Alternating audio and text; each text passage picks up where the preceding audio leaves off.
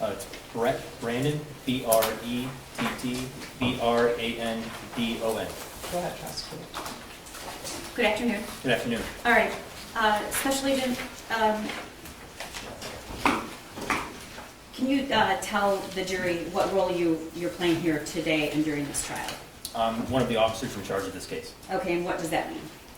It means that I've been assigned with Lieutenant Willis to usher this investigation through the prosecution. Okay. This Lieutenant Willis? Yes. Okay. He's normally sitting right here. He's also an officer in charge? Yes. Okay. And can you tell the jury what your occupation is? Yes, I'm a special agent with the Bureau of Alcohol, Tobacco, Firearms, and Explosives. It's commonly referred to as just ATF. And what does the ATF do? The ATF enforces the nation's firearms, arson, and explosive laws. Obviously, we primarily focus on the firearms laws. And so you're employed by the state or the federal government? The federal government. Okay. As part of that, well, I'm sorry, let me get to this. A little bit about your experience and background that brings you here to testify. How long have you been a special agent? How long have you been with the ATF? It'll be 15 years in July. Okay, and how long have you been a special agent? I've been a special agent for, it'll be approaching 11 years in July. And what does special agent mean? A special agent, so if it means we're a criminal investigator trained in investigating for the purposes of ATF, the crimes underneath the jurisdiction of ATF, but also we assist with other federal investigations and obviously state and local investigations for ATF, primarily involving the use of firearms. And what is your educational background? I have a degree from Oakland University in political science. I spent 1 year at law school at the Catholic University of America, and then obviously I was trained at the ATF National Academy for the requisite training to become an ATF agent.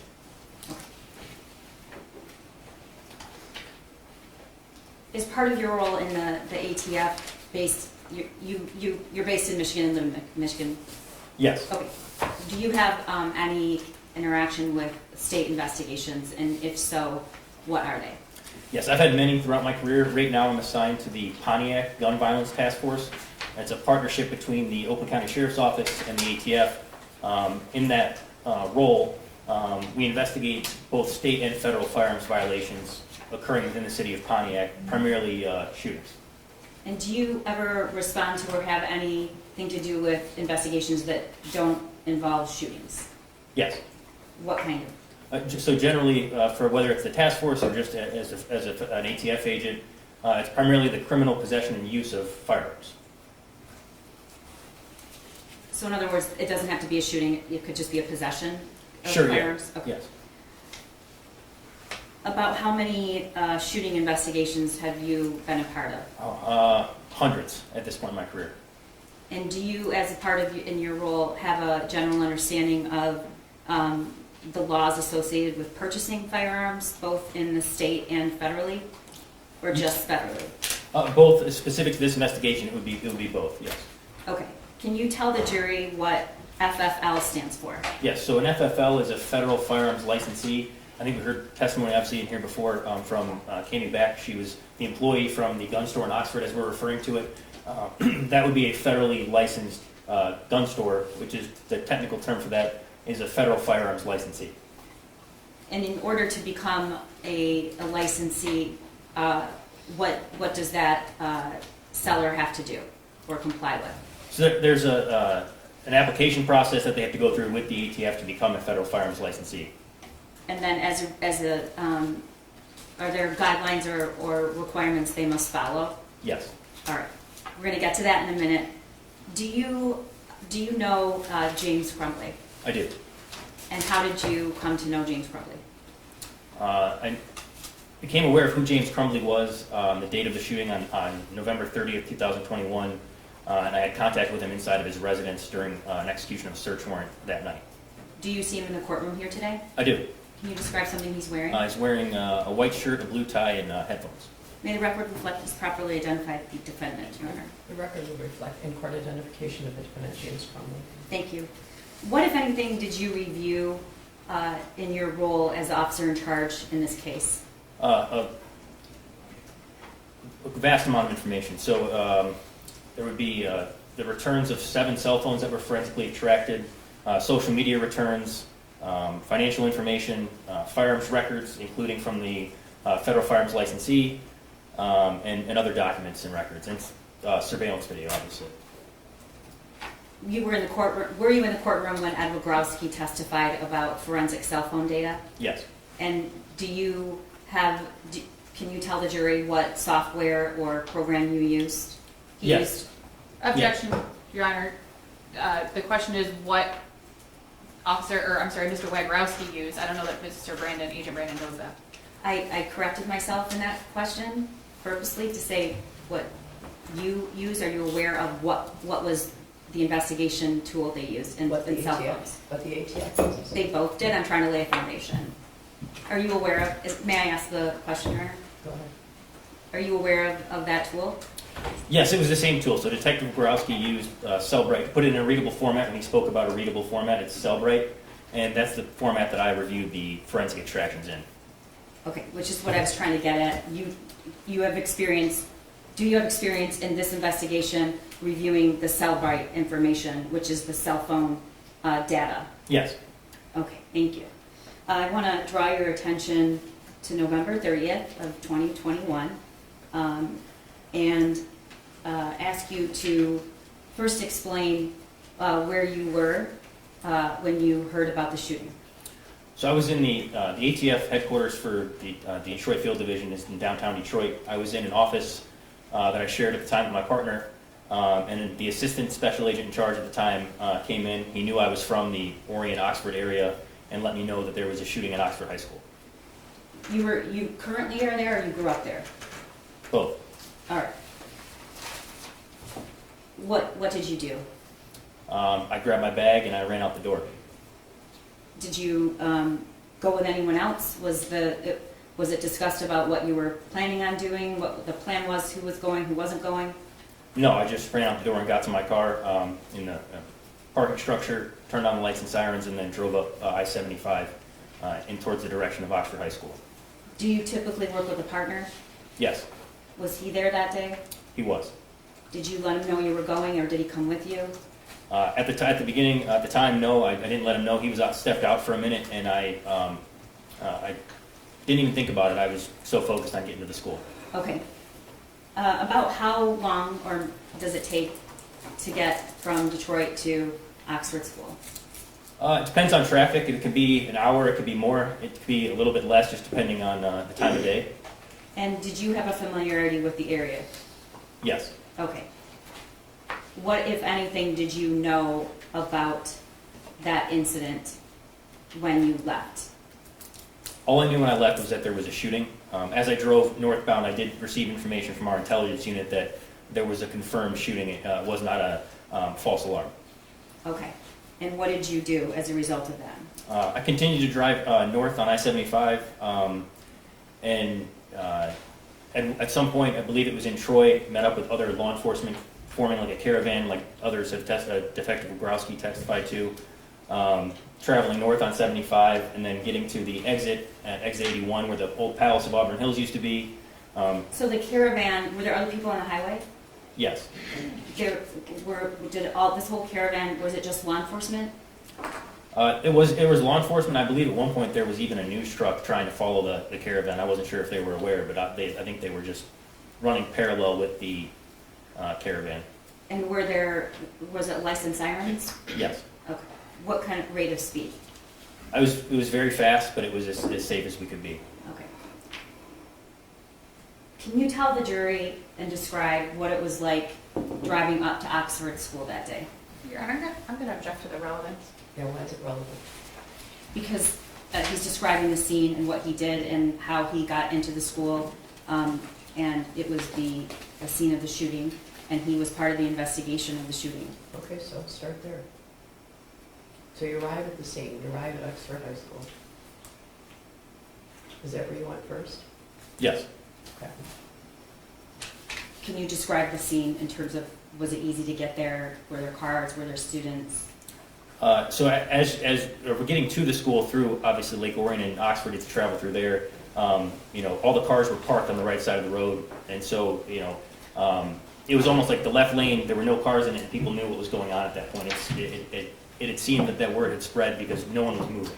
It wasn't just like you normally would get over and then get back over in the left lane. People were just parked on the road. As I got in towards the school, I started noticing that there was a large group of people at the Meyer, and obviously learned later that that was the reunification point. When I arrived at the school, there were a lot of law enforcement personnel. I can't even put a number on it. It was dozens, maybe 100, in the main vestibule area where like the front offices were located. So, when you arrived, were there more than one law enforcement agency? Was there more than one represented? Yes, there were quite a few. Okay. Did you know anything about where the alleged shooter was, whether there were victims? What did you know when you approached the building? At that point, I had a conversation with someone in our intelligence group that had confirmed related information that they had received that there were fatalities, there were injured victims. Did you know whether or not the shooter was in custody? No, I didn't. I assumed that I didn't hear any gunfire when I got to the school, so I assumed that either the shooter was in custody or it was a barricade. I wasn't sure what was going on, but I knew that it was not an active shooting scene. Did you do anything before you entered the building? Were you carrying a weapon? Were you? Yeah, so I put on my vest and then ran to the front of the school with other people from the parking lot that were approaching the school. As I got closer, the person at the door verified my identity as a law enforcement officer, and then at that time was informed that the shooter was in custody and that they were starting kind of to figure out who was going to be responsible for what inside of the school. As you can imagine, it was a very chaotic scene. And Okay. You mentioned a vestibule when you earlier. What do you mean? It was like the front area in front of like the front of a school where you'd have like offices where you check in if you were taking your kid out sick for the day. It was the main office area, and that's where I was directed to meet with Lieutenant Willis, who was identified as being the officer in charge of the scene. Is there a difference between the phase of clearing a crime scene versus evidence collection? Yes. Can you tell the jury what the difference is and what comes first and what that is like? Sure. So, at least the way ATF is trained, it would be an active shooter response, would be to train and to find and eliminate the threat. After that has occurred, you have a clearing of the school, tactical clearing of the school to ensure there's no other bodies, secondary devices, or things of that nature. In this instance, it became clear that there were two things going on at once. There was people volunteering to clear the school for a second time, and then there was Lieutenant Willis, who was directing more of the investigative aspects of this case. When you arrived, do you know about what time you arrived? I don't recall exactly what time I arrived now. Okay. Were there still students in the school? Not. If there were, if they were in classrooms, I wasn't aware of it. I did not see any students when I got to the school. Was part of your role to engage in clearing the school? So generally, yes, with ATF, we would be involved in clearing the school, the active shooter response, the clearing of the school, and then the investigation. I mean, when you got there that day, did you help clear the school? I did not. Based on the fact that the investigation had started, that the shooter was in custody and they had the weapon secured, I thought the best use of my abilities as an ATF agent would be to start the trace of the firearm to determine how it ended up there. Okay. You just said you found Lieutenant Willis. Is that correct? Yes. Okay. Where was he standing? He was standing in front of the school offices. At one point, he was standing on a chair directing people around. Like I said, it was a very, very chaotic. But I found Lieutenant Willis, and I believe someone had told him I would be coming to help trace the firearm, and that's when I went over and located it. And before that, had you ever met Lieutenant Willis? No. Okay. And what happened next?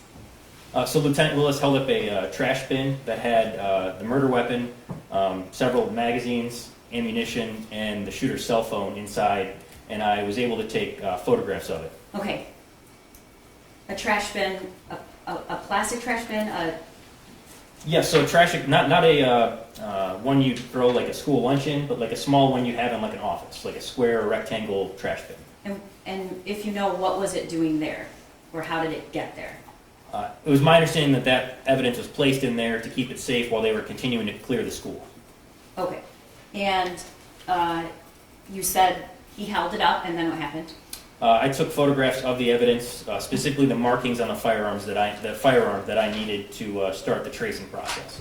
And when you say markings, what do you mean by markings? So the firearms are required to have a make, model, and a serial number. Those 3 items are necessary to start the trace for ATF to determine where it was first sold. Did you actually physically pick up the weapon? I don't believe so. I don't think we wanted to preserve the evidence. I believe that the firearm was already flipped in a way that had the markings visible. I believe I just took a photograph of it and then provided that information to the intelligence group that would initiate the actual digital part of the trace. Okay. Once you did that, what did you do next?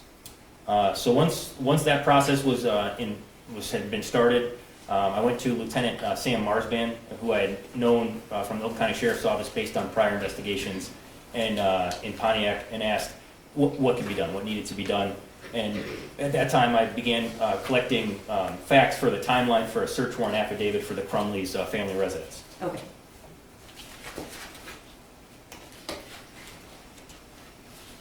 Did you, well, we'll get to that. As part of your investigation, did you ever look at the surveillance video of the shooting? Yes. Okay.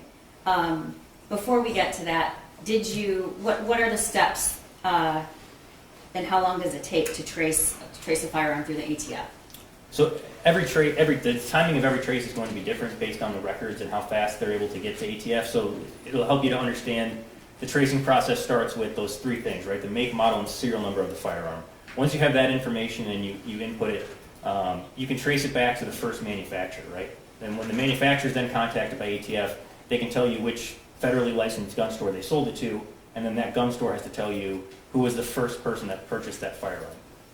And did you learn who that was? Yes, it was an individual in Rochester, Michigan, and obtained the firearm from the gun store in Oxford. And then, was that person contacted? Yes. And were they contacted by you or someone on your team? It was 2 ATF agents assigned to the same division I'm assigned to. And what did they learn? They learned that that individual had sold the firearm back to the Oxford gun store sometime in early September. And then what did they do? They went to the gun store and spoke to Ms. Cammie Back, who testified previously, and learned that the firearm was in fact purchased by Mr. Crumbley on November 26, 2021. So 4 days earlier? Yes. Okay. And if we can stop for a moment, did you just say September? I meant November, I'm Okay, sorry. thank Yeah. you. Thank you to Mr. Case who pointed that out. November, correct? November, Okay. yes. And, yeah. If we want to stop here for a moment, walk us through a general purchase of a firearm through a federally firearm licensee. Sure. So if you walked into a gun store today to buy a firearm, you'd have to fill out what Ms. Back testified was called an ATF Form 4473. It would have information about yourself as well as information about the firearm you're purchasing. The FFL employee then would contact the National Instant Criminal Background Check System, the NICS system, through the FBI. And once they're given the okay to sell you the firearm, they proceed with that. Do you know if that protocol and procedure was followed here? Yes, in this it was. case? All right. You just stated that in order to buy a firearm, you have to go through all those steps. Is that all guns? Do you have to go through this process? So for every firearms sale from a federal firearms licensee, you do have to fill out the ATF 4473 and have those steps be fulfilled, yes. Does that include all guns, long guns and pistols? Yes. Okay. And are there differences in long guns versus pistols? Yes. In terms of who can buy them and where? Yes, in terms of age and things like that, there are different restrictions on the types of firearms you're purchasing. Okay, and in general, how would you describe the restrictions on what is more restricted and less restricted? Sure. So under federal law, if you're going to buy a firearm from a federal firearms licensee, you have to be 21 years of age to buy a handgun and 18 to buy a long gun. That would be either a rifle or a shotgun. All right. And what about registering a weapon? So there's no federal requirement for registration of a weapon. There is, however, obviously based on my experience in this case and others through the task force work, I'm aware obviously in Michigan that there are certain registration requirements for handguns. And why, the same requirements for long guns? No. And do you know why that is? Objection, Your Honor, speculation. Only if you know, did you I say? have to in ask the- him first if he knows that's what I'm trying to do. Did you say in the state, there is a federally, but there's a state? Correct. Okay. State of Michigan. Through your position in the ATF, do you know Can you why? answer my question? Yes, Which- I thought he Is it did. State Your of Honor. Michigan? It is the state of Michigan, yes. Thank you. Do you know why there are more restrictions on handguns? I believe it's due to concealability. Okay. Under state law, who can register a weapon? Under state law, register a handgun? Yes. Okay. So under state law, you can register a handgun at 18 years old, but obviously you can't buy one until you're 21 from a federal firearms licensee. So you can, in one way, buy a private sale from someone that's 18 to someone that's over 18, and then register that firearm. So I have seen through previous experience that you could register a weapon at 18, a handgun, but you could not purchase that handgun from a federally licensed gun store, if that makes sense. Okay. Were you made aware at some point if James Crumbley owned any other weapons other than the weapon he purchased on November 26th? Yes. Your Honor, I'm going to object to the reference of a weapon. I think it's a vague question. I think what Agent Brandon is aware of is alcohol, tobacco, firearms, and explosives. I think that the classification of a weapon is vague. If the prosecution is asking about firearms or handguns or pistols, then I think that should be the question and not specifically a weapon. Well, this response can clarify that. Correct, Your Honor. Right? So go ahead. You were made aware, what other, the reason I'm using weapon is because I don't want to specify because that'd be leading, so I'm trying to get him to explain it without asking a leading question. You were made aware, what did he also own or purchase, if you know? So in June of that year, he had also purchased a Cobra Classic Derringer and also a Keltec P17 .22 caliber pistol from that same gun store in Oxford. So that was about 5 months earlier? Yes. Okay. Were both of those guns bought at the same time? They were bought within several days of each other, but they were not bought at the same time. And how, did the gun store have any record of those sales? Yes. What was it? So they had the 4473 documenting the sale of the Derringer, as well as a sales receipt and a Michigan pistol sales record documenting the sale to Mr. Crumbley for both the Derringer and the Keltec pistol. Okay. So you've indicated now 3 separate handguns. Do I have that right? Yes. Okay.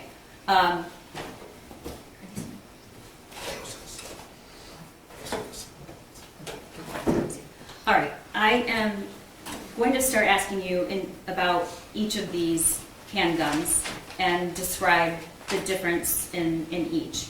I'm putting on gloves because this is evidence and I want to touch it with my gloves on. And the first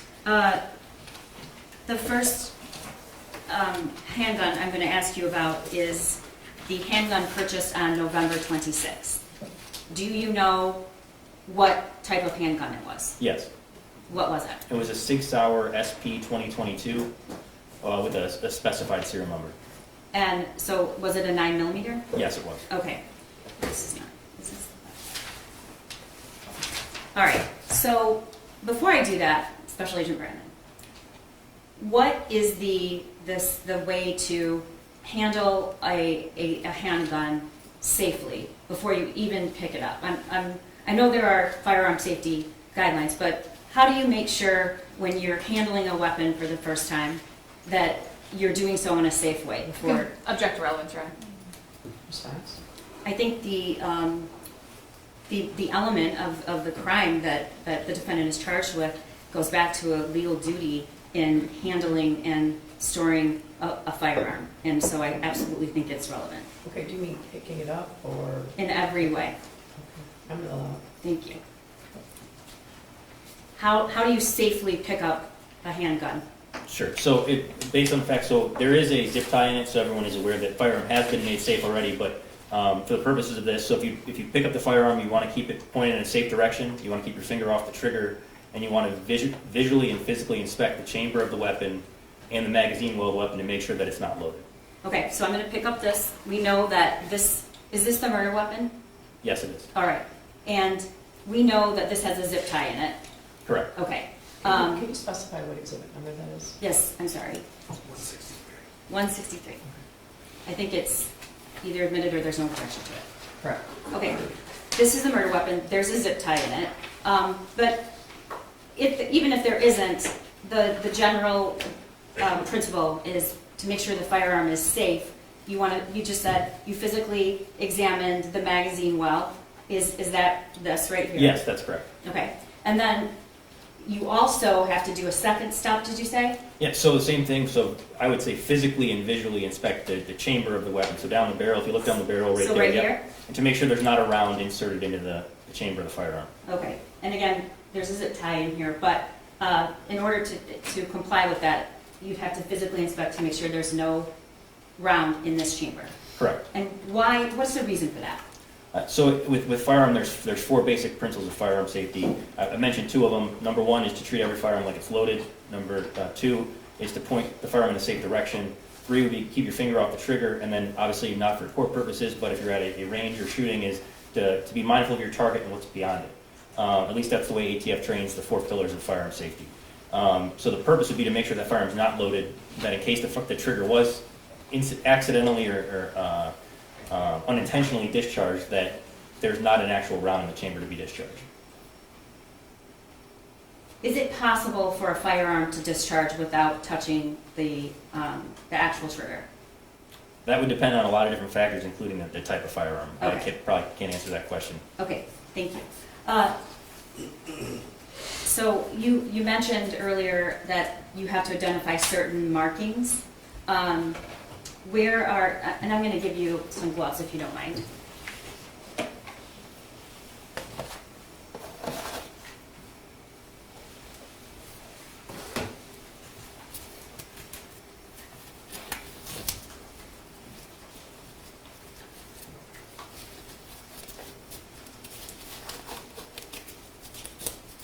We practice with the gloves, so it doesn't take this long, but it's still. Okay, if you wouldn't mind standing, if that's okay with the judge. Okay. I'm going to hand this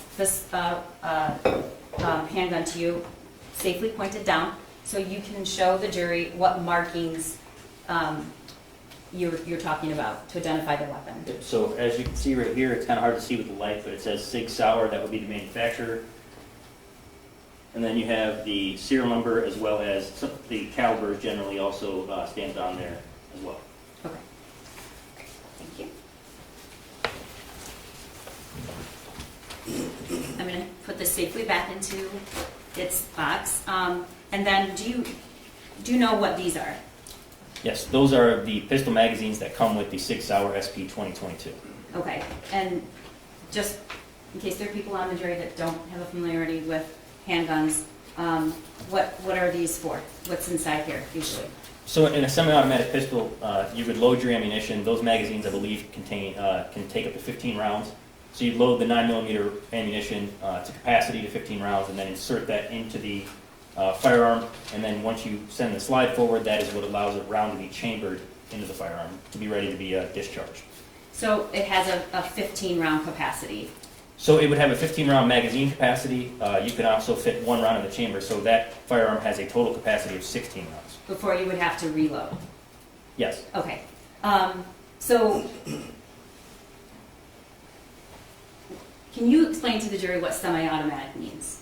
So a semi-automatic firearm means that for every pull of the trigger, it only fires one projectile from the firearm, as opposed to a automatic firearm, which would be that if you pull the trigger one time, multiple rounds are dispelled from the firearm with one pull of the trigger. The other two weapons you stated were a Derringer and a .22, correct? It was a .22 caliber Derringer and a .22 caliber Cobra Classic, or a .22 caliber Kel-Tec pistol. Okay, so Kel-Tec. All right. What is the difference between those two guns and a 9mm? So a Keltec, the Keltec pistol is also a semi-automatic pistol. It's just chambered in 22 caliber as opposed to 9mm. It's a smaller round, And again, you say round, and I think for lay people, they think of that as many, but what do you mean when you say round? So I know that there's been some talk in this trial about bullets. Bullets are the part of the piece of ammunition that comes out of the firearm when it's shot. The round of ammunition is what's inserted into the magazine before it's fired. That has the fired cartridge case, the bullet itself, and then some type of propellant or powder, usually smokeless powder. Okay, so a bullet is what comes out of the shell casing and is expelled from the chamber, but a round includes the shell casing and the bullet and any kind of, what was the last thing? Yes, it would be like the powder that's used to So Okay. it would be the round of ammunition is the actual full piece of ammunition prior to being fired. Okay. And does the 22 that James Crumbley owned, does it shoot or fire faster? Does it have a larger capacity magazine? So I'm not an expert on ballistics and traveling the speed of firearms, but as far as capacity goes, it's got, I think the Keltec P17 has a 17 round total capacity, but the actual round of ammunition itself, the 9mm versus the 22, the 9mm is going to be a wider round. So what the caliber refers to is the diameter of the bore, or the inside of the barrel. So it would mean that the 9mm round is bigger, and based on the size of the round, it's got more. It's going to be heavier. So the damage from that round would be more than a 22 caliber round. If that makes sense. What kind of handgun does law enforcement usually carry? 9mm generally. At ATF we carry 9mm, and most of the departments and agencies I work with carry 9mm. And do you know why? Your Honor, I would object to relevance. How is it relevant? It goes to the power and the use for a 9mm versus the weapon that the two handguns that James Crumbley already owned. I guess I would have normally agreed with you, but we've heard testimony in this trial that the shooter was intent, even after the family owned two other guns, on having his father buy a 9mm. So I'm going to allow it. Thank you. Can you tell the jury why law enforcement usually carries a 9mm, or you do with ATF? If you know. Sure. So my understanding, based on the reasoning that ATF uses and other agencies, is that it's a powerful round that could be used to neutralize a threat. It's not going to over-penetrate, and the advancements in ballistics have made a 9mm the ideal round for law enforcement for using in defense. And to put this into context, the hundreds of shooting investigations that you've conducted or have been a part of, are those done normally with a 22 or 9mm or something else? If you can say Sure. generally. I don't think I can't recall working a shooting with more than one victim involving a 22 caliber firearm. I can't recall several shootings that I've worked in the past where multiple victims involving a 9mm. All right, thank you. I'm going to put this back in the evidence box and hand it to Lieutenant Willis, who is in charge of... Your Honor, may we approach, please?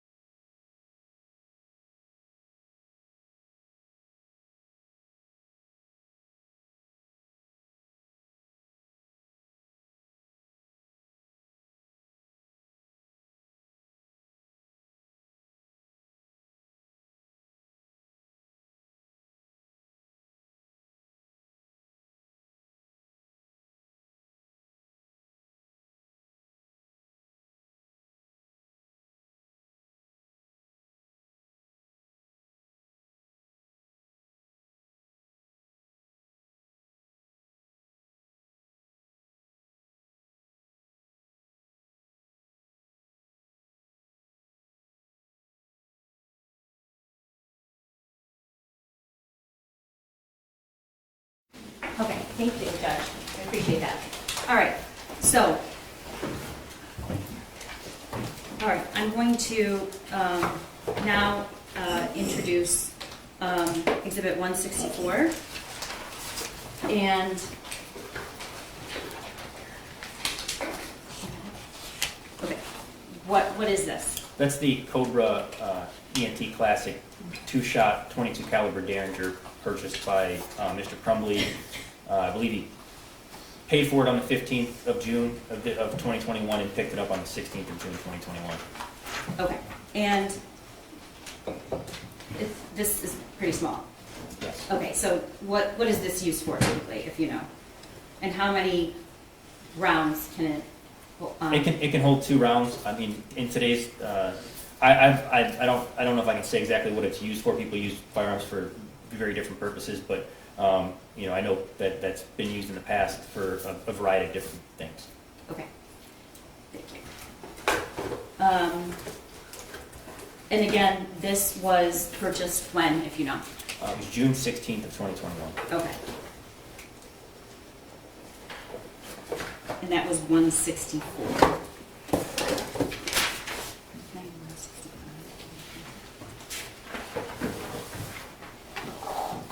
Okay. And this is 165. And again, do you know what this is? Yes, that's the Kel-Tec P17 22 caliber pistol purchased by Mr. Crumbley on June 17th of 2021. Okay, and if you know, how was this weapon made safe by you or somebody else before I handle it? Yes. And how was it made safe? When I was going through the from last trial, cutting off zip ties and putting new ones on, racked the slide 3 times, made sure there was no round in the chamber, and then myself and Lieutenant Willis installed zip ties on firearms. Okay, so there's a zip tie in this? Yes. Okay. And again, can you tell the jury what this is? What caliber of weapon this is? Yes, that's a 22 caliber pistol. Okay. And in a moment, we're going to see the defendant's son handling it, a video. Is this the weapon that he was handling in that video? Yes. Okay. I'm going to hand this to you because I'd like you to explain to the jury how to safely handle this weapon in terms of what the safety means on and off. Can you do that? Yes. Okay. Sure, go ahead. Thank you. So this is the Kel-Tec P17 pistol. So it's not an official phrase, but it's what one a lot of people use is red means dead. So when the safety is off, you can see the red dot. So to engage the safety, you'd have to, you know, put the safety up. I don't think it's going to do that now with the, well, it'll go up now, yeah. With the zip tie, sometimes it's hard to get the slide to go all the way forward. But now the safety would be engaged. So if you pull the trigger, it's not supposed to fire. And when you come back down, that means red means dead. That means the safety is off. Okay. And that, is this also, do you use a magazine with this gun? Yes. Okay. And how many rounds, if you know, does that hold? 16 rounds in the chamber, 1 round in the in the magazine, 1 round in the chamber for a total of 17. Okay.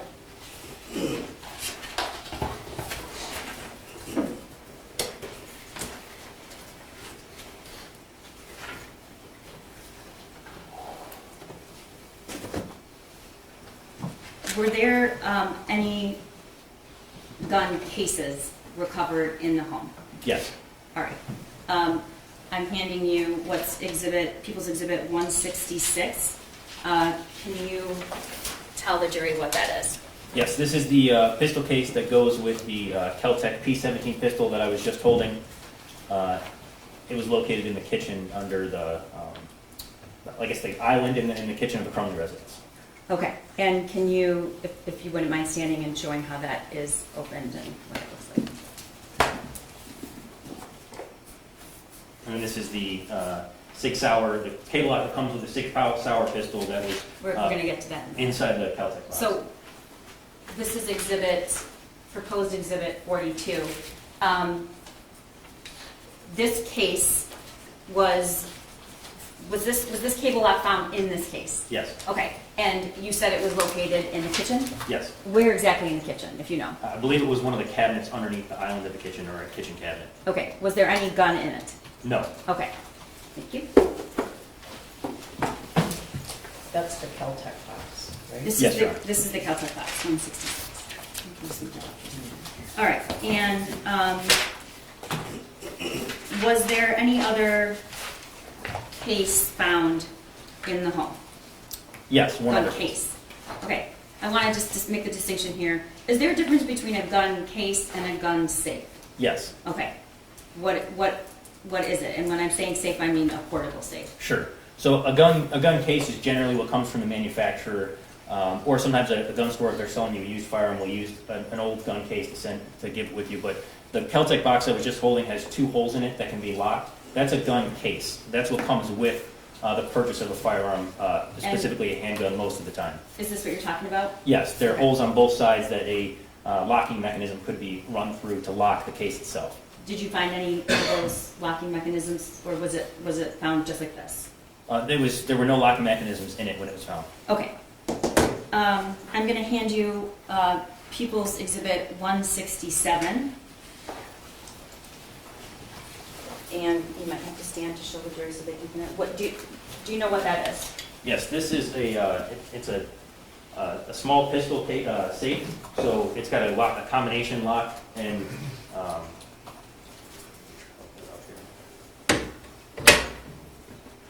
so it would just, you close the lock, it's typical, your standard combination lock, you close it, spin the dial, and have your combination code.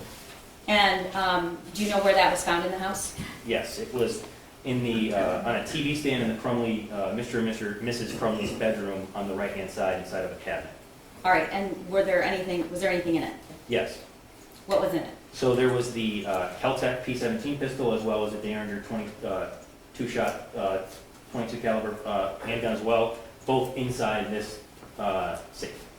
And that was the small gun that we just showed the jury, correct? Correct, yeah, they both fit in here. And then the Caltech that you just showed them with the safety? Yes. Those 2 weapons, That's okay. correct. So- Yes, this one, right down here.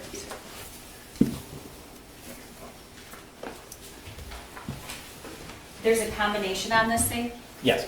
and do you know what the combination was? Well, I know what it is, I just opened it, it's 000. Okay, was this the combination at the time when this safe was found? Yes, Okay. Does the SIG fit in that gun case? it does The not. gun safe. It does not fit. Even if it's just by itself without any other handgun? Correct. Okay.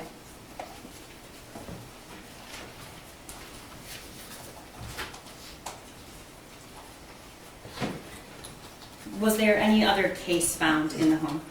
Yes. And I'm going to hand you what's been marked as People's Exhibit 41. And what is this? This is the, no, my mistake. Go ahead. Thank you. This is the Sig Sauer SP 2022, the murder weapon. This is the pistol case that would have came with it. Similar to the Caltech, it does have 2 holes to be locked as well. Okay. And I'm going to open that.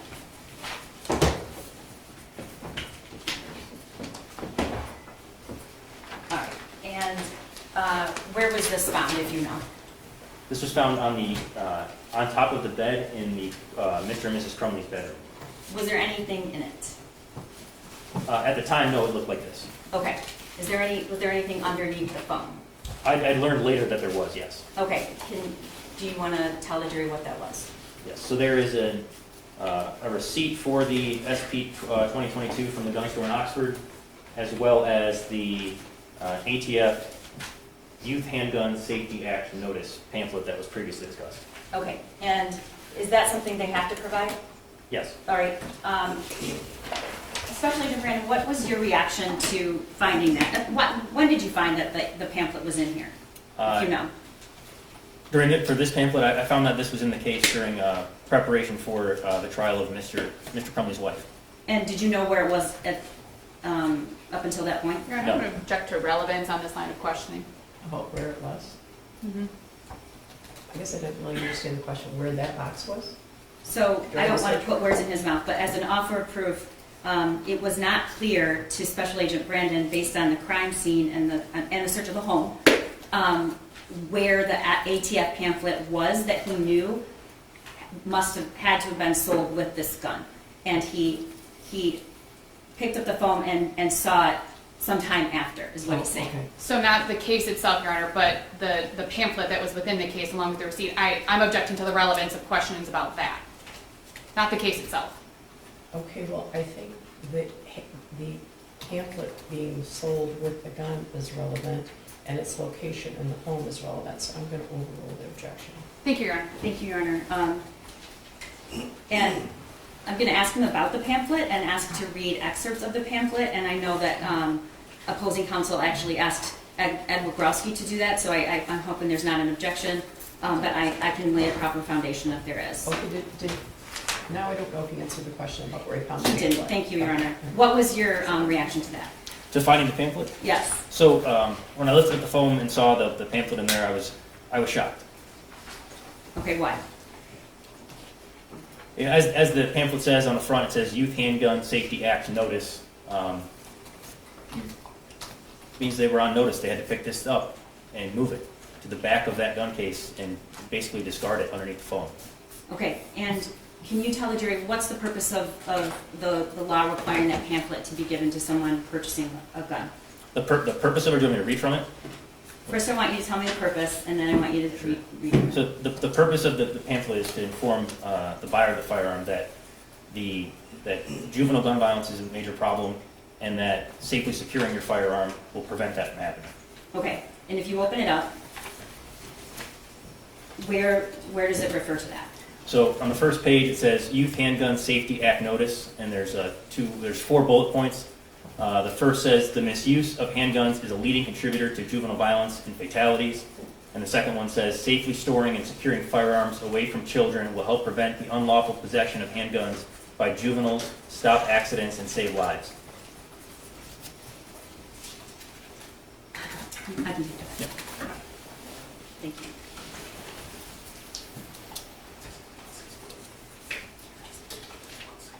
And, Your Honor, we've marked the pamphlet as, we're going to mark it as 168. I don't know if it was admitted previously. We did discuss it in other witnesses. Okay, you're moving for the initial Yes. 168. Any objection? No. 168 is submitted. All right.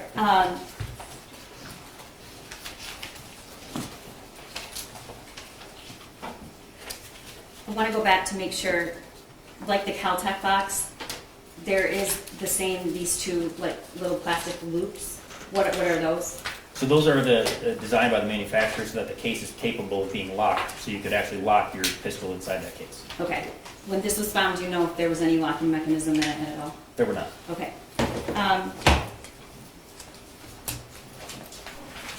Were the 3 guns purchased by James Crumbley, including the SIG for his son, did they have to be registered? So it's my understanding, based on prior investigation as part of the task force and as part of this case, that the handguns were required to be registered within the state of Michigan, yes. And what's the timing on that? So if you receive a pistol sales record from a federal firearms licensee in the state of Michigan, you have 10 business days to drop it off, or 10 days to drop it off at like a local county sheriff's office, your local police department.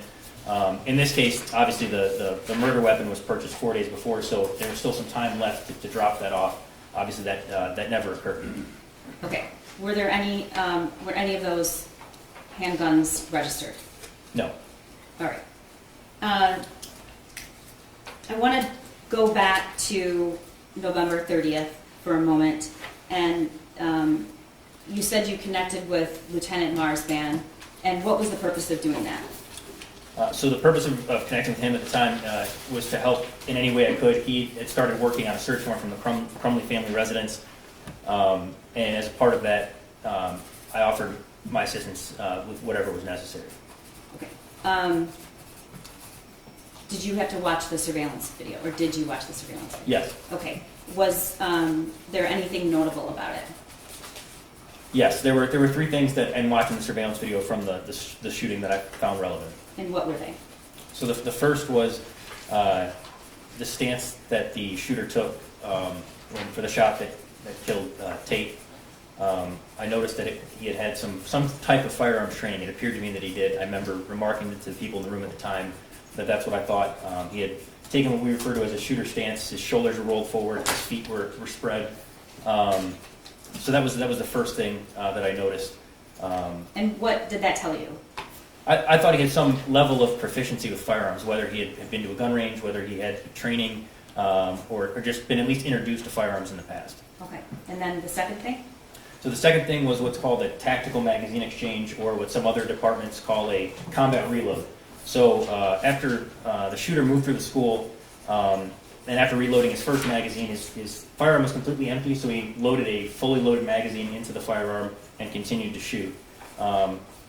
After that, after firing several rounds, he ejected that magazine, placed it in his pocket, and then inserted a full magazine into the firearm so that he was fully loaded in the firearm. And what's the purpose of that? Why is that significant? So the way we're trained, at least for law enforcement shootings, is that if you're involved in an incident, you always want to have as much ammunition as possible. So if you have a brief moment where the gunfire is lull in the gunfire, if you're in a gunfight, would be to eject your partially loaded magazine, insert a full one, but not to throw it on the ground, to keep it for later in case you need it. Okay. What's the third thing? So the third thing was when the shooter came out of the bathroom and surrendered to law enforcement. Prior to them coming down the hallway, he took the magazine out of the firearm and he forgot to didn't rack a round out of the chamber, so there was still a round in the chamber, I believe. But he took the magazine out and placed it on top of a trash bin, which I found unique. Not something that someone would do if they had just committed a mass shooting. After viewing that, what did you do next as a result of noting those three things? So my responsibility at the time was to help Lieutenant Marsman create a timeline for the affidavit.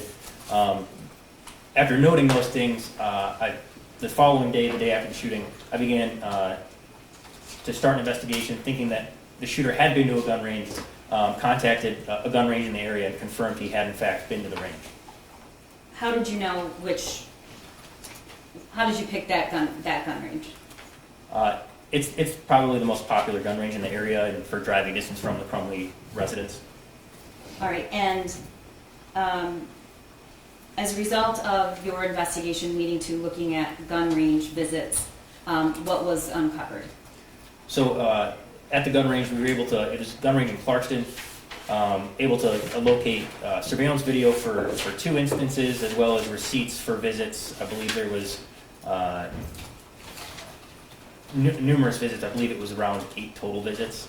And were there any other tools in the investigation you used to determine visits to gun range and who was there and at what time? Yes, so in addition to the actual records and surveillance video, forensic review of the extractions of Mr. Crumbley's cell phone, as well as his son's and Mrs. Crumbley's, put together more visits to the ranges as well as videos of those instances. All right. I'm going to show, just one moment here. Let's start with June 15th of 2021. Do you know why that date's significant? Yes, that was the date Mr. Crumbley initiated the purchase for the Derringer. Okay, and the slides, in People's 169, what are we looking at? This is a Facebook conversation between James and Jennifer Crumbley on the 15th of June, 2021. Okay, now time, it says UTC -4, 11:34 a.m. Is that the actual time? Yes. Okay, and can you read the text in blue? What does blue indicate? Which person? Blue is Jennifer Crumbley, green is going to be James Crumbley. Okay, and can you read those texts? Yes, so These Jennifer, messages. so Jennifer Crumbley asks, talk at 12, and then Mr. Crumbley responds, taking Ethan to store at 12, and then Mrs. Crumbley asks if you get gun. Okay, and then the next? Mr. Crumbley, He's answering her? yes. Okay, Mr. Crumbley responds, yes, and Mo, I believe that's supposed to be no. Jennifer responds, huh, And then James says, we paid for the gun and bought it, but can't pick it up till everything clears Washington, in parentheses, FBI. Could be today, tomorrow, or next day, they don't know. And then Mrs. Crumbley responds, gotcha, bring me those fruit punch things when you come to bring hay. All right, the message about he had to wait, did you, through your investigation, did it reveal that that's consistent with what happened? Yes. Okay, and remind the jury why. So sometimes when you purchase a firearm, the background may take a little bit of time, depending on a lot of different factors. And in this case, it took enough time to where Mr. Crumbley had to come back the next day to pick up the firearm. Okay, and then the next exhibit, People's 170, do you know what that is? Yes, this again is Facebook messages between James and Jennifer Crumbley. Blue is Jennifer, and she says, how much is your gun? And Mr. Crumbley replies, 300. All right.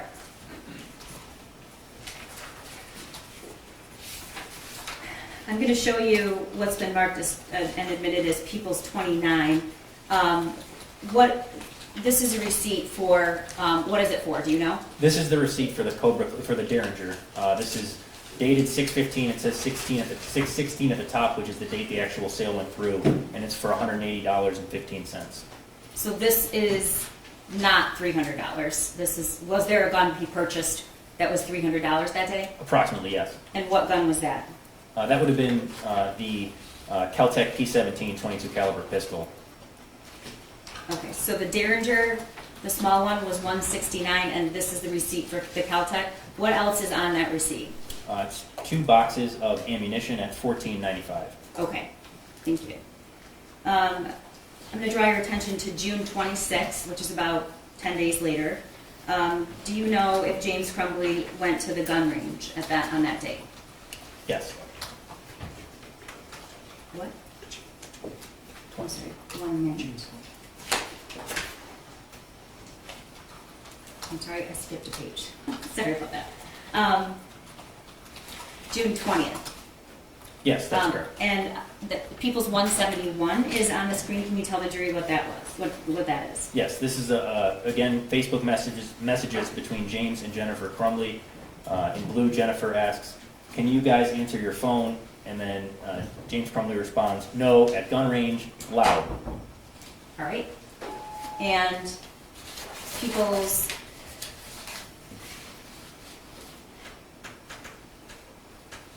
Did you find any videos through your investigation of the range on that day? Yes, And where'd you find it? on James Crumbley's cell phone.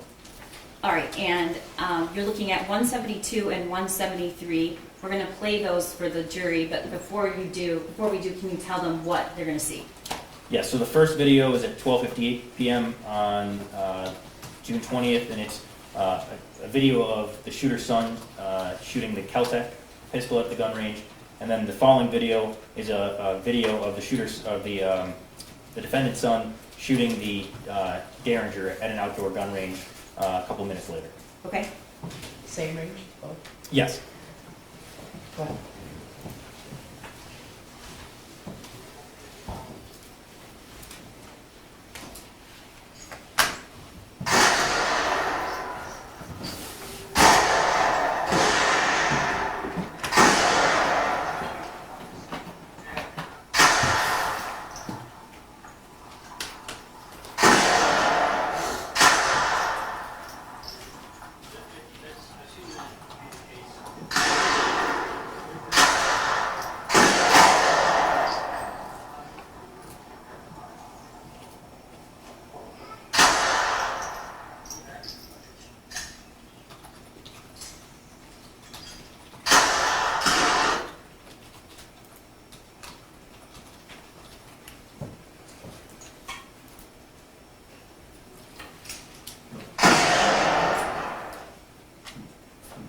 All right.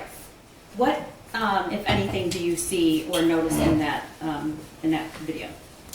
In the second one, Yes. it appeared he almost shot his hand on the during the video. And why is that? He had his hand in front of the muzzle of the firearm. Okay, when you say he, who do you mean? I'm sorry, the defendant, Mr. Crumbley's son. Okay, the shooter. Yes. All right.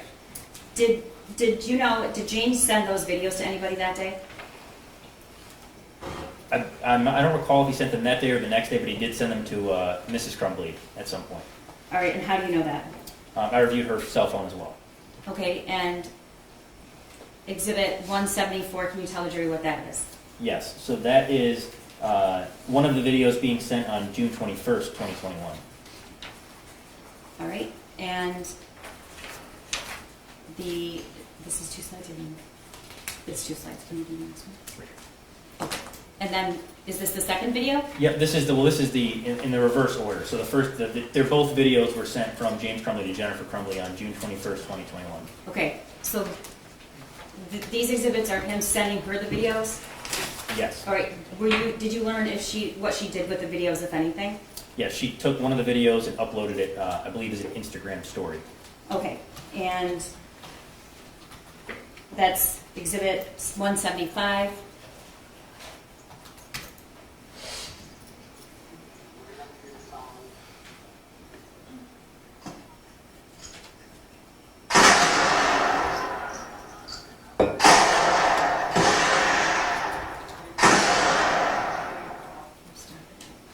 Can you read what the post says in addition to the video? Sure. It says Ethan, and it tags, I believe that's Mr. Crumbley's Instagram account. Both got handguns this week, testing them out at the range. All right, and then now we're to drawing your attention to June 26th. Did they go to the gun range that day? Yes. Do you know where it was? It was at so for the rest of these, I believe it's the indoor gun range in Clarkston, Michigan. Okay, and Exhibit 176, can you tell the jury what that is? This is a receipt in the name of James Robert Crumbley on June 26, 2021 for one range, handgun range fee of $20 and then one small silhouette target at 75 cents. Do you know if the videos were taken on that day? Yes. Do you know if they were sent to anyone? I do. And who were they sent to? Jennifer Crumbley. Okay, drawing your attention to Exhibit 177. What is that, if you know? This is a video sent from James Crumbley to Jennifer Crumbley of the shooter at the firearms range in Clarkston on June 26th.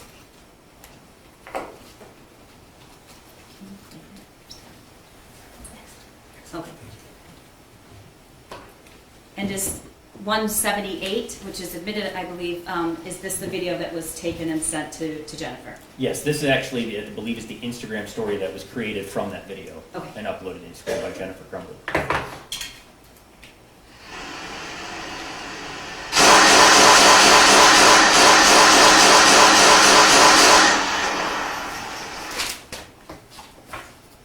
Can you tell from the video which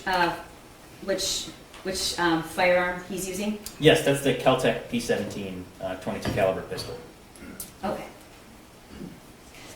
Drawing your attention to July 2nd, did you uncover any evidence that James and his mother-in-law, Jennifer's mother, went to the range with the shooter? Yes. And how did you discover that? So there were messages between James Crumbley and his mother-in-law on Facebook discussing a range visit. I think the conversation occurs on July 2nd, 2021, but it's actually for a range visit occurring on, I believe, July 3rd, 2021. Okay, can you read that to the jury? Sure. So in blue is going to be James Crumbley's mother-in-law. She says, still planning on taking the shooter to the gun range tomorrow morning. Then lunch, is he still available and do we need to make reservations?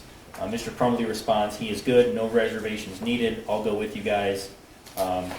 His mother-in-law replies, awesome, glad you could join us. We don't know what we are doing, LOL. For And the then record, this is 377. 377. And then the next response from James? Just take Maybe Road up to Dixie, turn left, and it will be on the right-hand side.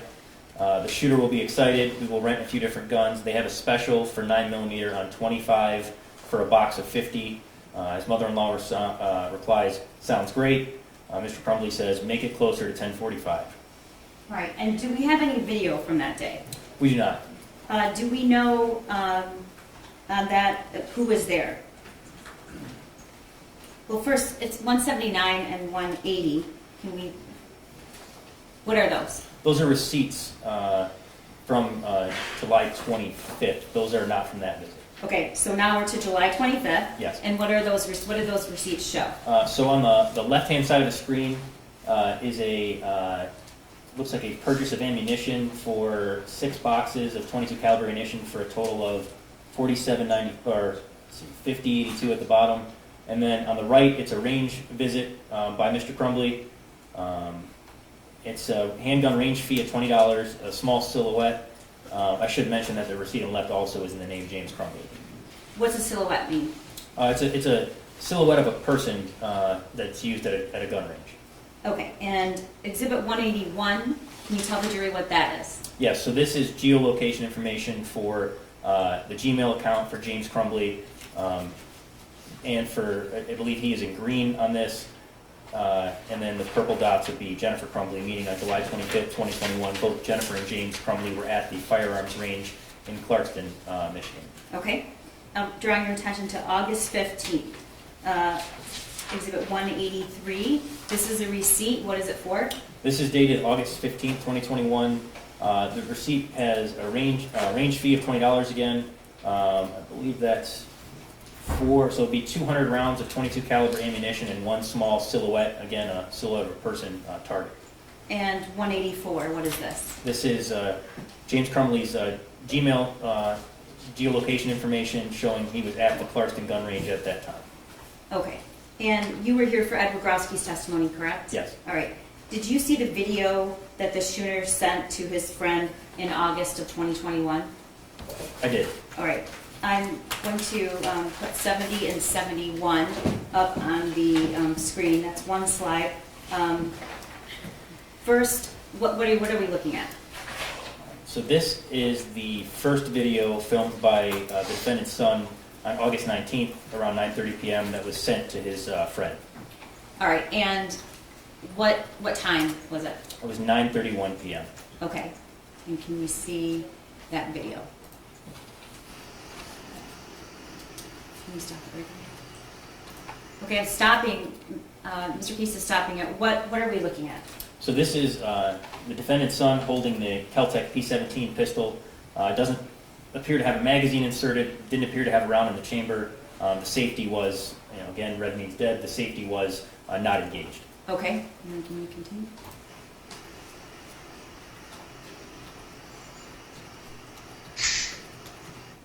All right. Can you tell, based on, I should probably lay a better foundation. Were you ever inside the Crumbley home? Yes. When were you there? On the night of November 30th, 2021, the night of the shooting, we executed the search warrant there. Okay, so you were there during the search? Yes. Okay. Do you recognize anything in that video that signifies where the shooter was? I do, but not from being in the residence. It was from other cell phone extractions from, I believe, Mrs. Crumbley and Mr. Crumbley's phones. I believe they changed couches in that living room at some point. It was a black leather couch that I recognized being in the living room. Okay.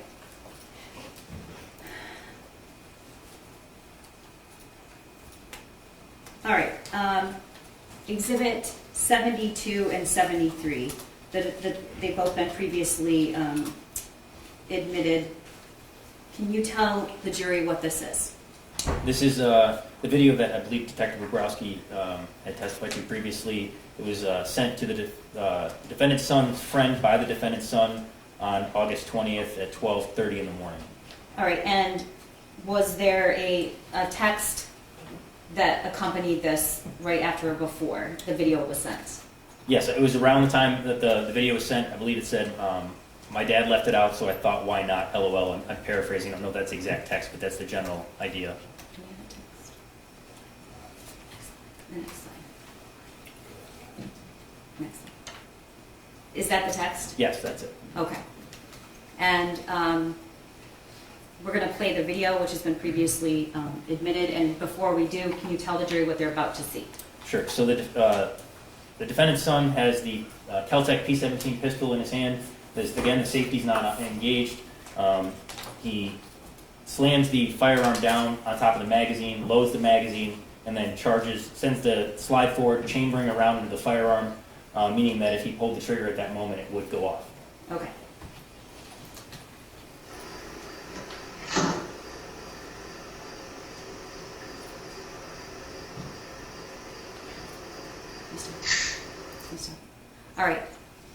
What do you see in that picture besides the Caltech? Appears to be a cat. And based on your investigation, do you know about that cat? I believe that's the shooter's cat, Dexter. All right, and what surface is that? Can you tell? Yes, so after being in the home for the search warrant, I'm aware that that is their kitchen. Really didn't have a kitchen area. It was more their living room or dining room table, so to speak. It was a higher kind of four-top table. That is the same wood grain that's on the table in their dining room. All right, and we know this was taken at 12:30 a.m., is that what you said? I believe it was sent at 12:30, but I think it was taken relatively close to that time. Okay. Do you hear anything else in the background? All I heard was crickets and then the sound of the magazine and then the slide going forward. Okay, and we previously introduced the GPS data that shows whether or not James Crumbley was in the home during this time. Was he? He was. Okay. Okay. Can you just look me? All right. If just want to talk to me about this video, Special Agent Brandon, and what your view is on whether or not what was happening in that video was safe.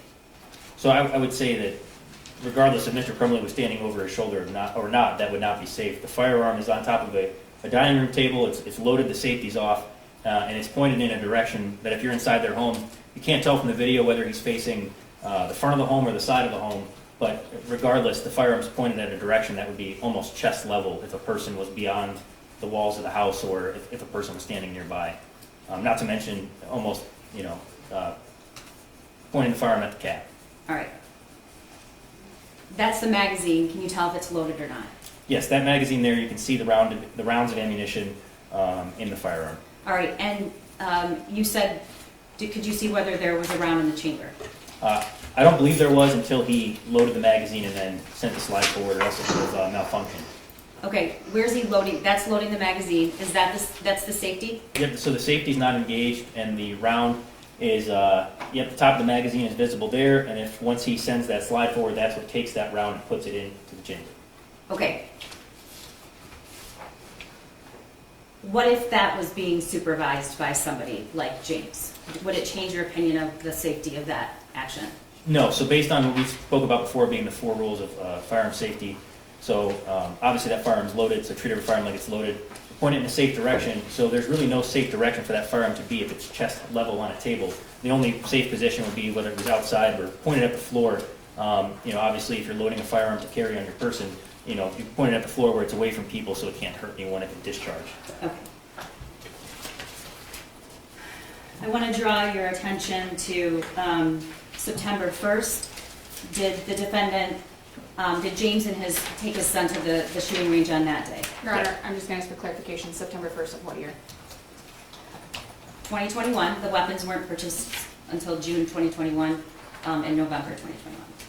Yes, I believe that's correct, yes. All right, and Exhibit 185, what is that? It says, it's a Facebook message from James Crumbley to Jennifer Crumbley, and it says, the shooter and I are headed to the gun range. And Exhibit 186 and 187? Those are receipts from the gun range in Clarkston, both in James Crumbley's name. The one on the left is for range time. It's like 200 rounds of .22 caliber ammunition, 2 silhouette targets, and then a rental of a .22 caliber revolver. And then on the right-hand side is one 50-round box of .22 caliber ammunition. Did James take a video of his son that day? Yes. And how do you know? It was located on James Crumbley's phone. And that's Exhibit 188? Yes. All right, we're going to play that.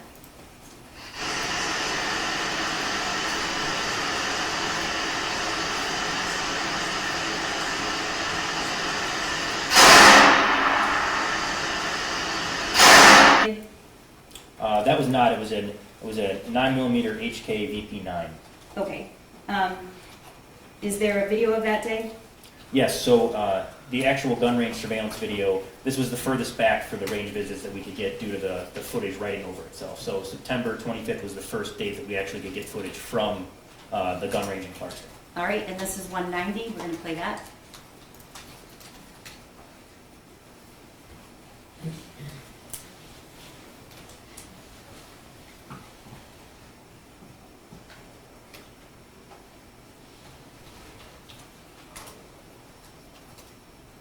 And what are we looking at here?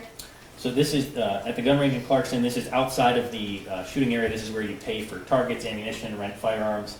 In the white sweatshirt is Mr. Crumbley wearing the, looks like a Seattle Seahawks ball cap. And then you have the shooter wearing a gray sweatshirt, dark colored pants, Nike shoes, and a black hat.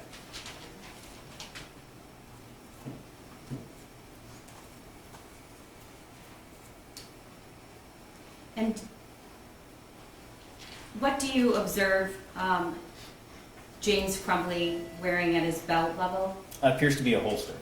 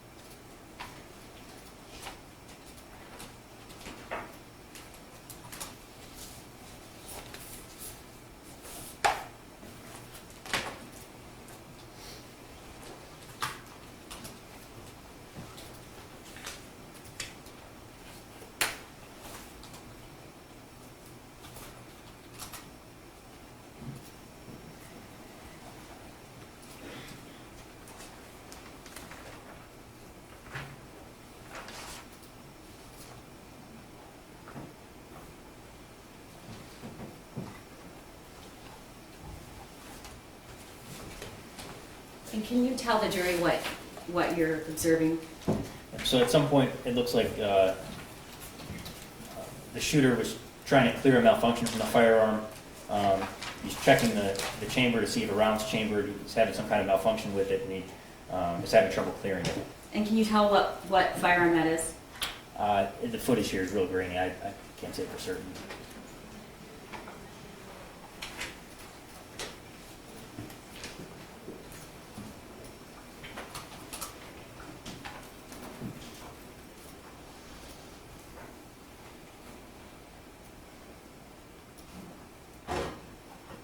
And what does he appear to be doing right at this time? So he keeps checking the chamber for a round. He's having issues with it. He goes over to to Mr. Crumbley. They walk back over. Mr. Crumbley picks up the firearm. He racks the slide 3 times to try to see what's going on with the firearm, and then he inserts the magazine here and gets the firearm back in operating condition.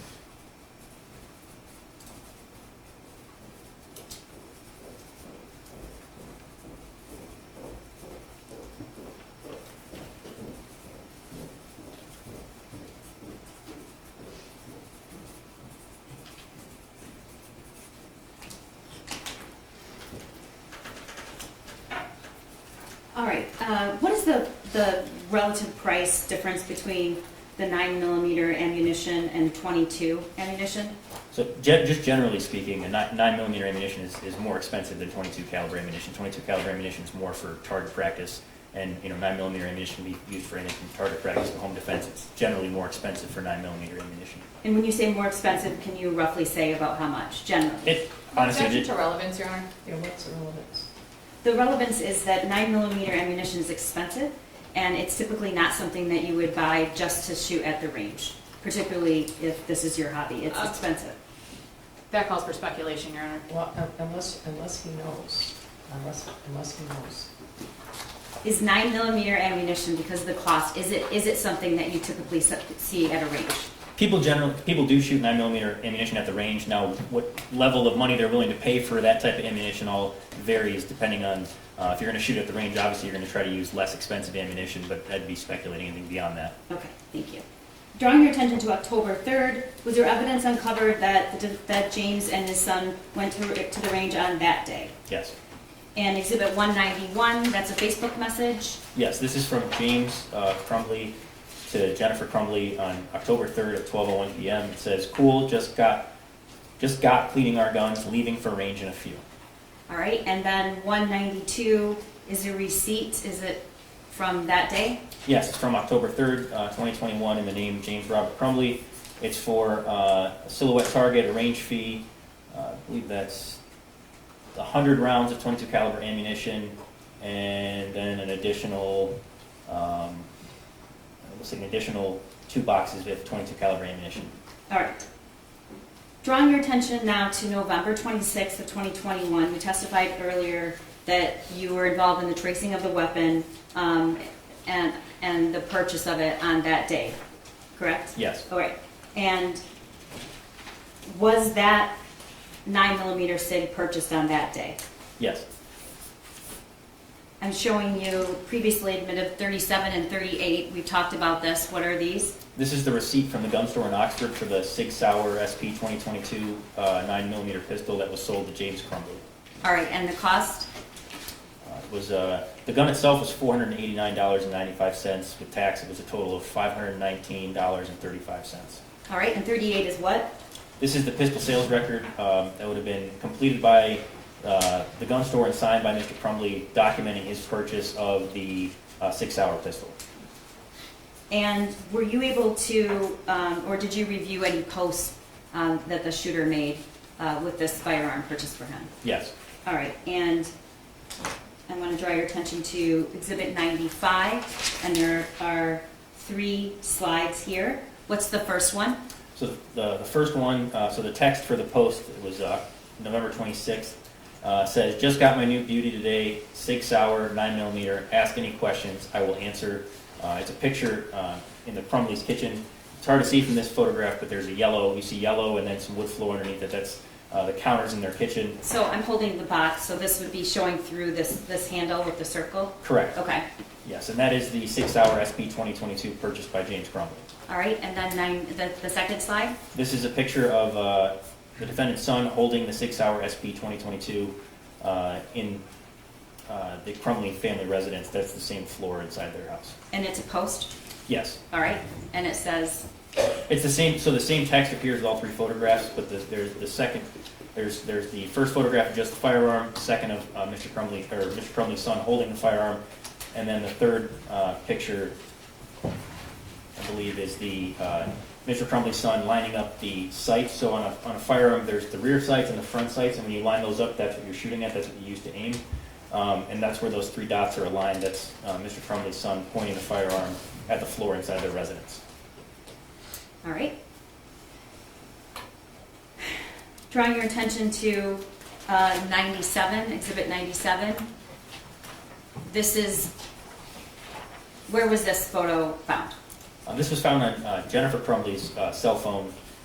It depicts the top firearm where you see the red dot again is the Keltec the P17, and then the bottom firearm is the murder weapon. It's the Sig Sauer SP 2022. This is all inside of the Sig Sauer box. You see the 2 Sig magazines on the right side of the screen, plus the ATF pamphlet and the cable lock provided by Sig Sauer. Okay. Anything stand out to you about this picture? As far as? The ATF Well, pamphlet? the pamphlet obviously is on top of the foam in this picture, and the cable lock is still in the box with the Sig Sauer.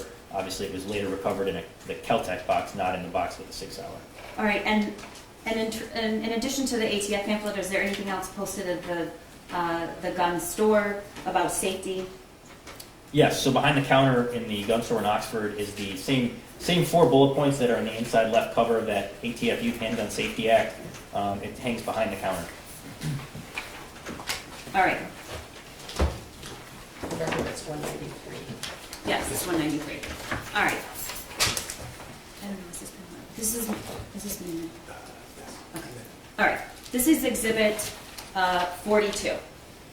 What is this?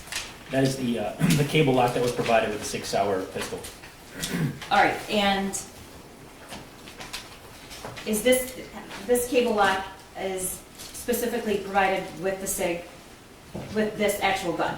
That's correct, yes. Okay, and looking at this, I'm gonna hand it to you now. I get another pair of gloves. It's getting a little hot up here. I know, I took mine off too. Is it getting hot in here? Yeah. It's climbing. Yeah, it happens all the time. Thank you. I don't know if those are the small ones. That's all right. We're working on it.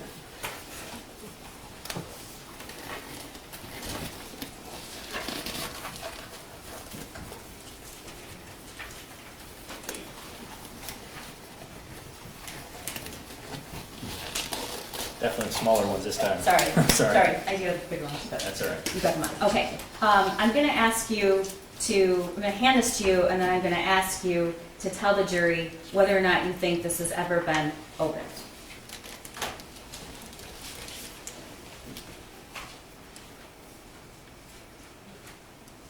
So I would say, is it possible that this top part had been opened? Yes.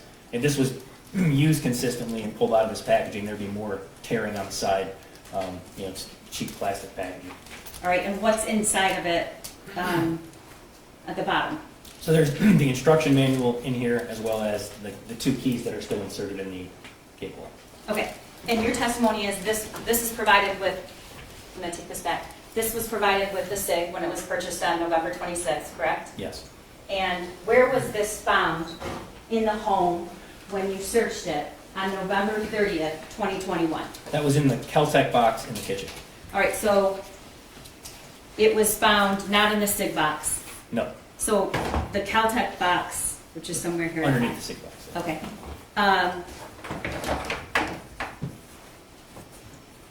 So the SIG cable lock was found with the Caltech. Where was the Caltech? The Keltec box is in the kitchen. Okay, but the Caltech, the weapon, was in the gun safe? That's correct, yeah. The Keltec pistol was in the gun safe in the Crumbley's bedroom. Okay, so this was found open or closed? That was closed. All right, and did you testify earlier this was found in a cabinet in the kitchen? I believe it was a cabinet or like a little space in the kitchen underneath it, an island or whatever. Okay, and if we go back to the picture that Jennifer Crumbley posted, same cable lock? Yes. Okay. On November 27th, drawing your attention to Exhibit 195, what is that? That is a receipt from the range in the name Jennifer Lynn Crumbley for November 27, 2021. It's for pistol range visit, one target, and 2 boxes of Patriot Defense 9mm 124 grain ammunition at $23 or almost $24 a box. Okay, so 4 days earlier when the gun was purchased, is there a video of that, Yes. the purchase of the gun? On the 20th? Is there a video of the purchase of the gun? No, the gun store did not have footage for that day. Okay, so, but this is the 27th, the next day. Is that a Saturday? I believe so, yes. Okay, and is there a video from that? Yes, there was footage at the gun range in Clarkson. There was not footage at the gun store in Oxford. Okay, and do you've heard all the testimony before, were you able to determine where James Crumbley was on this day, on a Saturday when when Jennifer and the shooter went to the range? Yes, he was working that day doing DoorDash deliveries for most of the day. Okay. All right, it's Exhibit 196. I'm gonna play this and the first part of it and stop for a moment at the counter and then move to, I think, just a section at the end, because it's long. So Sure. just wanted to let everyone know. Okay, so what are we looking at right now? So the woman holding the pistol case, that's the 6 Sauer pistol case, that's Jennifer Crumbley. Behind her is the shooter wearing that gray sweatshirt and sweatpants and black shoes.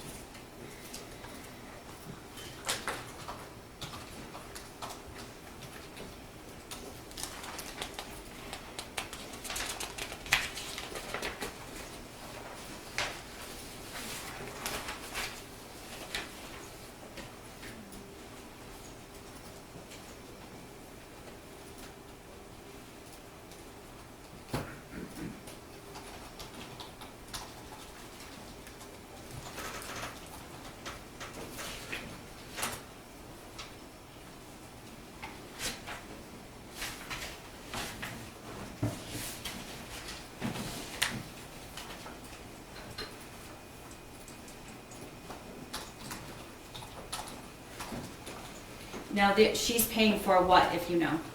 So right now, I think she just handed him her license. But Okay, based on the receipts for this visit, like I said, there was the target, 2 boxes of 9mm ammunition, and then the range visit itself.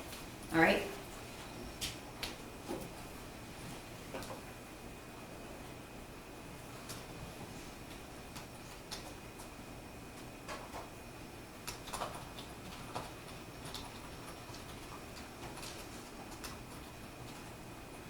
Okay, I'm gonna stop it there. What is he doing? He made a 2 with his hand. All right, and how many boxes of ammo did they actually purchase? 2. Your Honor, I'm going to object. It sounds like the prosecution is asking Agent Brandon to speculate as to what the number 2 could be. There are also 2 people there. There could be 2 sets of ear protection. It could be 2 targets. It could be 2 of anything. She's asking for speculation. That goes to weight, not admissibility. Yeah, I think it does. Okay. You don't know what he was referring to, there's no sound. I don't. If you play the video and it continues, you'll see what happens next. Okay. Okay.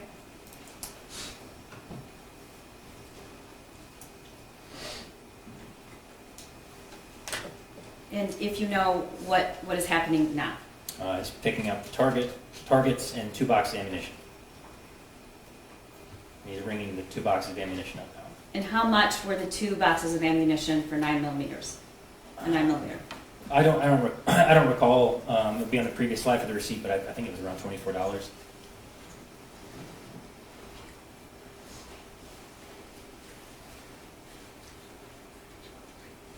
$24 total or $24 for each box? I believe it was 24 for each box. Okay.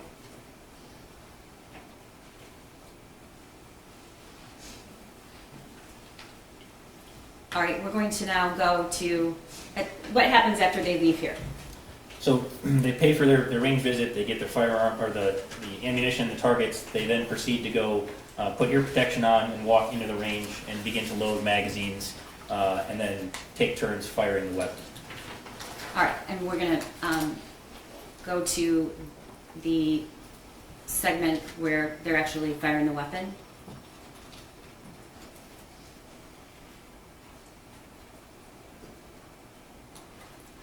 Okay, what's happening here? So in the back, the shooter is loading ammunition into the magazines. At one point during the video, Mrs. Crumbley does help load at least a couple rounds of ammunition as well into the magazines, and then they proceed to take turns shooting the firearm.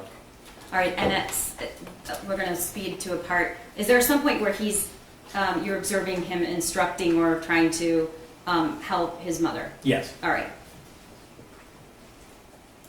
Okay, what are we seeing here? So this is one of the times that the shooter shot the murder weapon. He sends the target downrange, loads the magazine into the firearm, and then discharges it several times.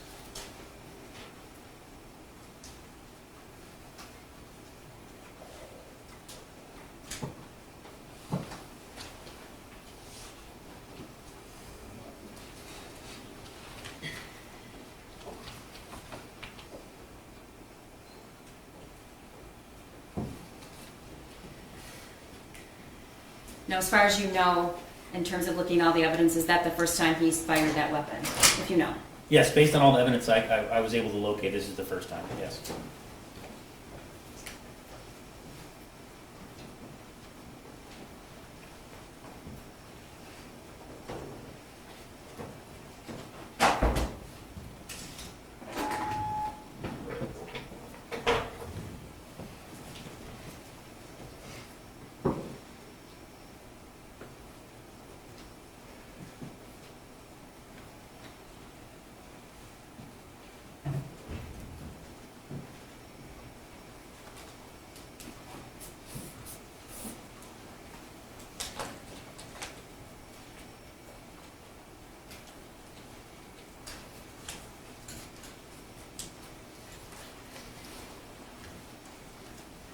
Okay, we're going to jump ahead to, if you know, does Jennifer Crumbley ever fire the weapon? Yes, she takes, I think, 2 total turns firing the weapon, I believe.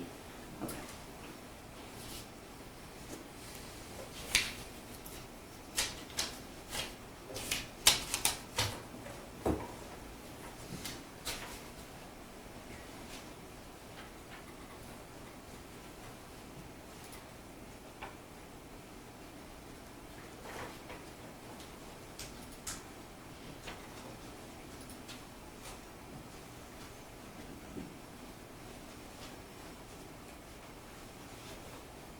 And what are you observing right now? So in the video, the shooter's instructing his mother how to load a magazine and chamber around. Right now he's pointing to the slide release, telling her how to send the slide forward and chamber around from that magazine in the firearm.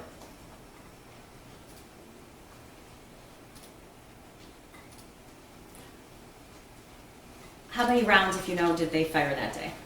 I believe it was a total of 50. There was 2 boxes of 50 rounds of ammunition, and they left the range with 1 full box of 50 rounds. Do you know how many she fired versus the shooter? I don't know the exact number. I know that it was significantly more for the shooter than his mother.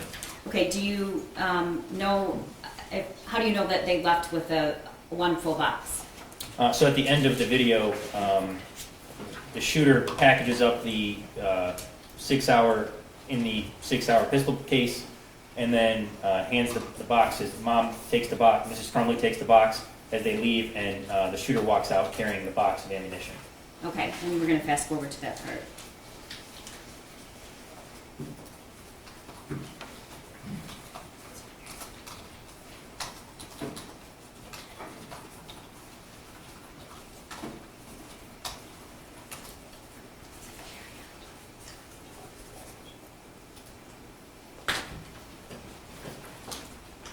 Do you see any, can you, in watching this video, is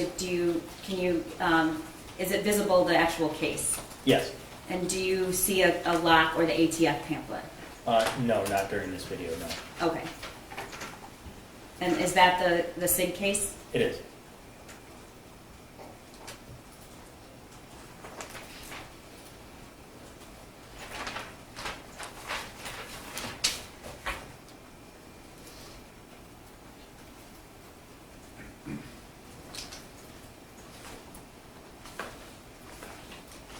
Now, is he permitted to carry that gun out of the range? So there would be nothing barring him with his mother's supervision right there for carrying the firearm, no. Okay. And what about the ammo? Same with the ammo. Okay. And we see later, he's packaging it up? Yes. Okay. And we see later them leaving, and who's carrying what? Right now he's trying to figure out how to fit all the magazines and the firearm in the pistol case. He eventually is successful in doing so, closes the clamps on the firearm case. His mother walks out with it, and he walks out with the ammunition. Okay.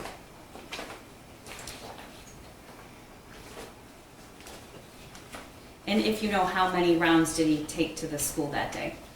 I believe there was a total of 50 based on the number of rounds discharged being 32 and the rounds recovered. We talked about the cable lock that was sold with the SIG. If it had been installed in that firearm, about how long does that take to install a cable lock? I mean, if the slide's already to the rear of the firearm and the magazine port and the ejection port are visible, it would take under 10 seconds. Okay. I want to lastly draw your attention to Exhibit 130. What's that? So this is an Instagram post by the defendant's son. It's 100, sorry. Oh, yeah. By the defendant's son, after returning from the shooting range, took my new SIG out to the range today. Definitely need to get used to the new sights, LOL, and then there's a picture of his target. All right. And this is a post that Jennifer Crumbley posted that day? Yes, that same day, mom and son day, testing out his new Xmas present. My first time shooting a 9mm, I hit the bullseye. And this is just a different picture with the same post? Yes, I believe she had 3 photographs with her post, including the 6-hour on the kitchen counter with the ATF pamphlet underneath. And do you see a cable lock? I do not. Okay. Moving to Exhibit 130. This is the math worksheet.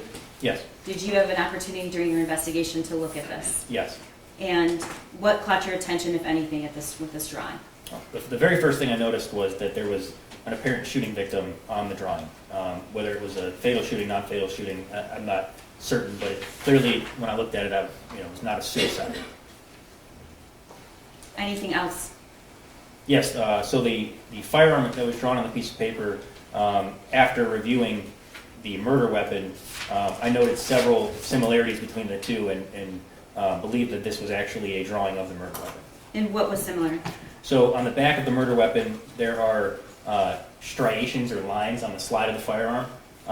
Additionally, the shape of what's the trigger guard, so it's the part that where the trigger is housed in. It's that kind of a, I would say that it's like a half U shape where the trigger's inside of, as well as where the ejection port is, and most notably the magazine. So the bottom of that firearm, you see how it's not flush, how there's basically two parts there?